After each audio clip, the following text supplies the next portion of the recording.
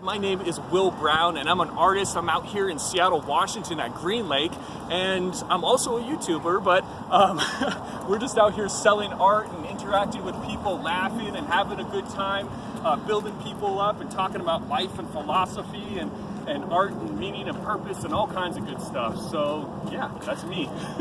Yeah, and we were discussing actually his yin and yang approach to his paintings. Would you mind coming over and telling me about that a little bit? Yes, definitely. So Oops. a reoccurring Oh, I theme... suck at this.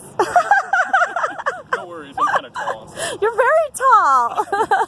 So a reoccurring theme in a lot of my art is just this kind of yin and yang, the good and the bad, the dark and the light, and I like to take strong contrast between black and white and just that whole theme and try to interweave it into my paintings to be able to convey some of my passion for just that whole concept that we all go through in life in regards to like the bad seasons and the good seasons of life and the times when things are going great, awesome, and then something negative comes and how it helps build us and how it all is weaved together. So I do that in a lot of my paintings. Like you can see a lot of the dark and the light and just that contrast, and I try to capture that.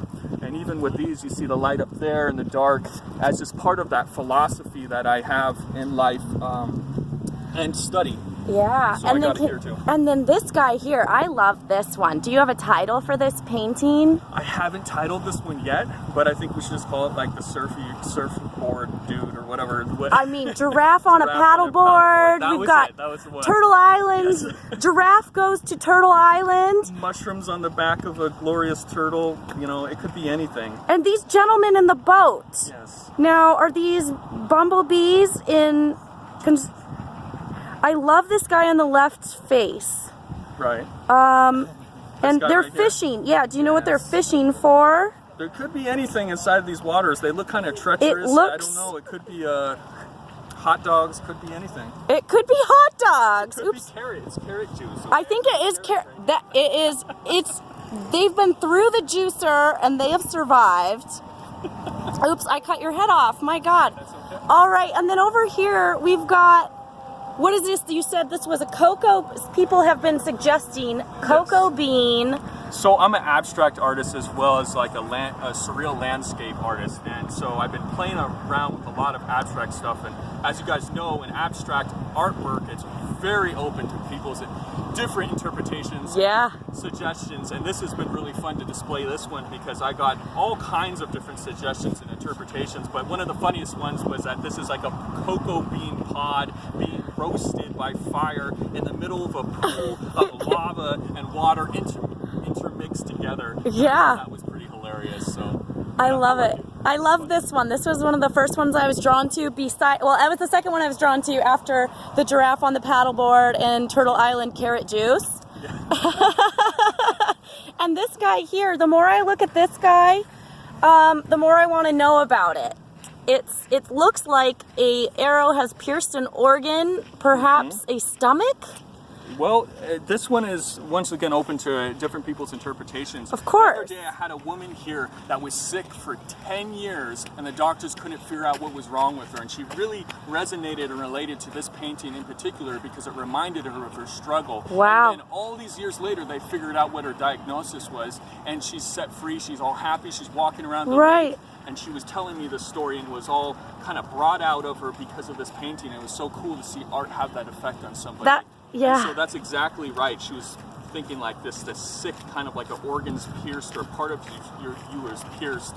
And it kind of goes along with my story of family members passing away. Yeah. And taking care of people while they're sick as well. And so that heartache, and just it's painful for you as an outsider to watch that and to be the support for them that they need, because you're also going through the loss of a family member or watching them go through the pain.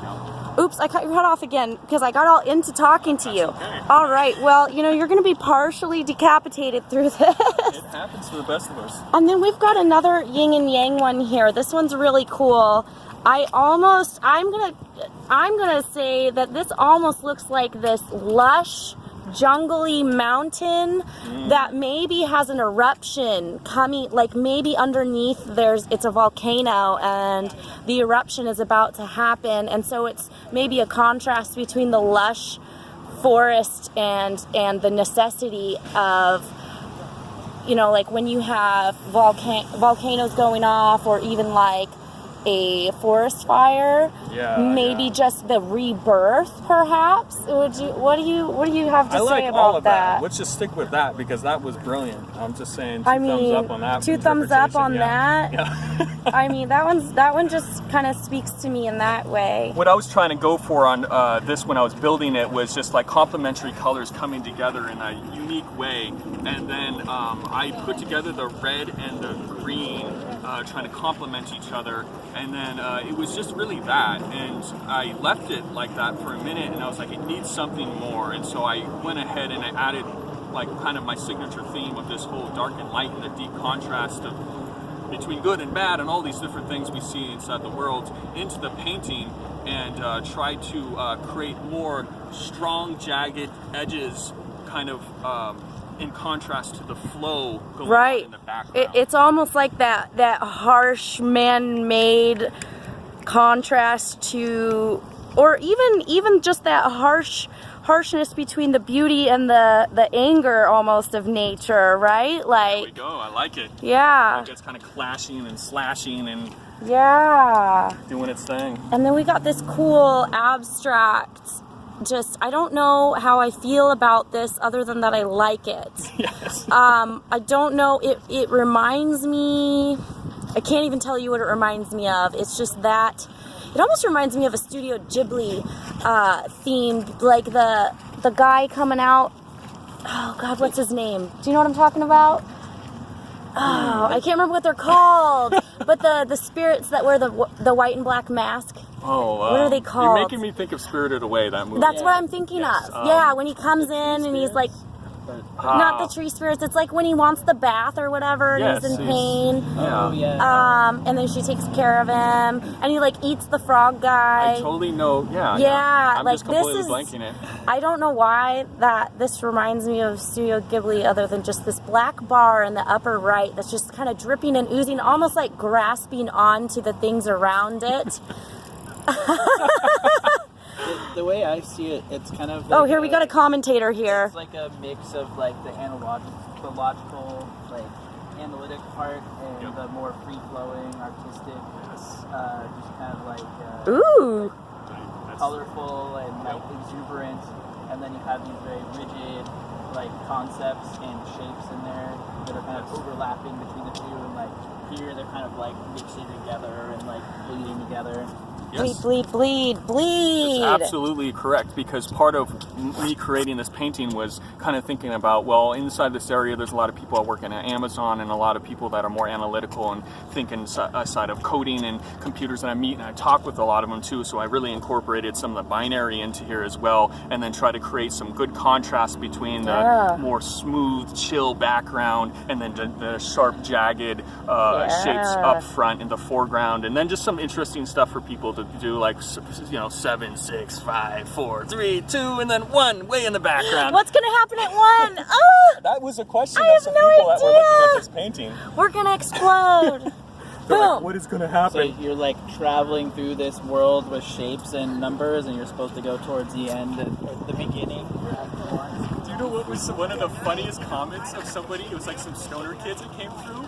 They were saying that this is like the inside of Trump's brain or something. Oh my goodness, political painting. And I was like, what? What? No, Because it's just. I'm gonna close my mouth. And they were like, when it gets down to 1, then it blows up. And It this and other, and whatever. It just like, spontaneously combusts. Yeah. So. Wonderful. Well, we're down here at Green Lake enjoying the beautiful day. And again, we have Will Brown Art. He is a local artist. He also has his own YouTube channel. I will be linking that in this video. Just look below and we will link you up to his YouTube channel. He's got quite a few really cool things going on. If you want this awesome squirrel painting, it sounds like it just sold. but he might have prints available, so we'll link to his site and all that. And again, I just wanted to say thanks for letting me interview you, Will. I totally appreciate it. Thank you for your time. I'll be You're awesome. Appreciate it. Yeah. Thank you guys for checking it out and going on the crazy journey of trying to figure out what's going on in my head as I paint these things. What's going on in all of our heads? Let's just analyze it. Oh yeah, and then we got prints here too. There's a couple in here I wanted to show you guys that were super awesome. We'll just aim it. He's got quite a, like, look at the detail in its eye and the lighting. And this is one of my favorites right here. This is one of my favorites right here. This tree, like, come on, where are you going? I bet this is the carrot from the giraffe paddleboard painting. The carrot was headed over here. This is one of his pit stops, maybe. And then this, I really love this, Will. This one, I love your light work, and I just think that the depth in this is really wonderful. And then here we've got a print of our cool turtle carrot right before he stopped at the upside down stop sign. And oh, I didn't even see the galaxy in this before. Yeah, that one came out a little bit dark when I printed it. Oh, out. just the print? Sometimes that happens. Yeah, I'm learning, getting it all done. There's some pretty butterflies. Yeah. So we're just gonna flip through. We got horses, and these guys remind me of a microscope. Looking under a microscope. Is that what you're kind of going for there? Honestly, it was a canvas that was damaged, and it kind of had some oh, I love really those big indents into them. So I just filled it with gesso. Usually I stretch it back out. Yeah. But I filled it with gesso and made all kinds of texture, and then painted around the Oh, texture. well, you gotta keep looking at that. Yeah, no, that one's really cool. It reminds me of a cross between maybe a slide under a microscope, and maybe they bred with some koi fish and some lobster. Just real fun stuff. And this looks like it has trees in the background. It's a flower in the middle. Oh, it is a flower. Oh, cool. So that was supposed to be like a sunflower. Lots of really cool hidden imagery in these. Oh, this is a lighter one, huh? Of the other one. This one I tried to get a little bit lighter. Yeah. This one came out a little too dark. Wonderful. Yeah, no, this is great. Awesome. So we've got, let's see if we can show, he actually has a mobile art show. So if you see this around, it's not coming out very well, guys. So we're just gonna back out of that. But he does have a mobile art show. You can see it around Seattle. And we'll link to all of his stuff below, and hope you guys enjoyed this wonderful art tour here. Have a great one.